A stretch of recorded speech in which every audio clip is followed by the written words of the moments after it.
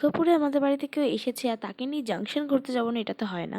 তো এই দিন আমরা চলে গেছিলাম আমি আর আমার বোনকে নিয়ে জাংশন মলে। দেন ওখান থেকে কিছুক্ষণ ঘুরে বেরিয়ে এসে আমরা চলে আসি আমাদের ওজি খাবারের স্পট জুম স্কুলের মাঠে, যেখানে এসে আমরা ফার্স্টে খাই কাবাব অ্যান্ড দেন মোমো, তারপরে বাড়ি চলে আসি। এটা হচ্ছে সেকেন্ড দিনের ক্লিপ। আমরা গেছিলাম ভিরিঙ্গিতে পুজো দিতে।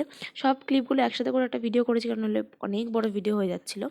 তো যাই হোক, সেদিন ছিল জেম্মাদের বাড়িতে খাওয়া দাওয়া। তো সেখানে গিয়ে সকালবেলা পুজো দিয়ে গিয়ে খাই ইডলি, বাড়িতেই বানানো হয়েছিল। তারপর বসেছে বেলুন ফোলাতে। এবার তোমার হচ্ছে পিকনিকের মতো হচ্ছে, সেখানে আবার বেলুন কোথা থেকে এলো? তো আসলে সেদিন একটা দাদার জন্মদিনও ছিল। তো আমরা বলি পিকনিকের সাথে একসাথেই রান্নাবান্না যখন হচ্ছে তখন জন্মদিনটাও পালন হয়ে যাবে। আর ওই জন্যই এই থালাগুলো এত সুন্দর করে সাজানো হয়েছিল। তারপর মিয়ার মধ্যে একটা কেক নিয়ে আসি, আর এই দাদা তারপর কেক কাটে। তারপর আমরা বসে যাই খেতে, আর খাবারগুলো খুব সুন্দর হয়েছিল। মাটন ছিল, আর এটা তো আমার মাটনের ফেভারিট পিস। তোমরা কারা কারা এই পিসটা খেতে ভালোবাসো আমাকে জানিও। সো দেখা হচ্ছে নেক্সট ভিডিওতে। টাটা।